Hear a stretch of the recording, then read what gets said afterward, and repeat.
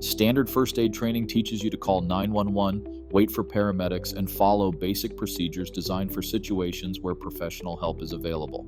But here's the problem. In a real survival situation, there is no 911. There are no paramedics, there's no hospital.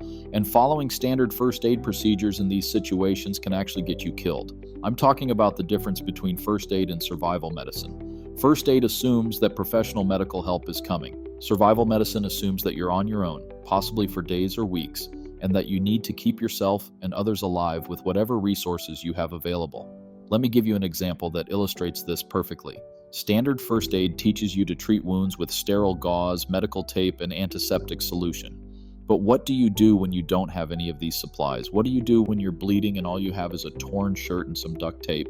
The survivors know how to improvise. They understand that clean pieces of fabric can serve as wound dressings, that duct tape can secure bandages or splints, and that household items can be used as medical tools. They know how to control bleeding with direct pressure, how to improvise tourniquets, and how to treat injuries with whatever materials they can find.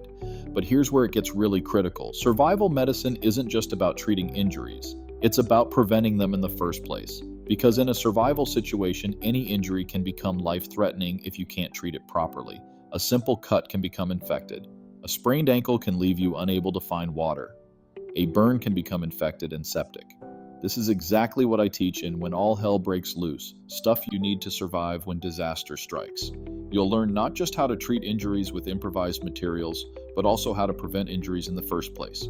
You'll learn how to assess risks, how to work safely under pressure, and how to maintain situational awareness to avoid dangerous situations. The truth is, most first aid training focuses on procedures that require specific equipment and assume that professional help is available. But in a survival situation, you need to know how to adapt these procedures to whatever resources you have available. You need to understand the principles behind the procedures so you can improvise when you don't have the right equipment. Here's what most people don't understand about survival medicine. It's not about having the perfect medical kit. It's about understanding how to use whatever you have available to keep people alive. A survival medic knows that plastic wrap can be used to create an occlusive dressing for a chest wound, that a magazine can be used as a splint for a broken arm, and that honey can be used as an antiseptic. Think about it this way. If someone in your group has a serious injury and you're days away from professional medical help, what are you going to do? Standard first aid training hasn't prepared you for this situation. You need survival medicine skills that can keep someone alive until real help arrives. But here's the most important point. Survival medicine isn't just about treating major injuries. It's also about maintaining health and preventing disease in challenging conditions. You need to understand hygiene practices that prevent infection, nutritional strategies that maintain strength, and stress management techniques that prevent psychological breakdown.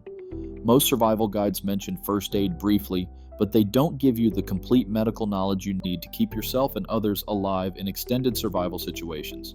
They might mention carrying a first aid kit, but they don't teach you how to improvise when you don't have one. Don't rely on standard first aid training to keep you alive in a survival situation. Get When All Hell Breaks Loose, and learn the survival medicine skills that could save your life when professional help isn't available. Because the truth is, in a real survival situation, you are the medic.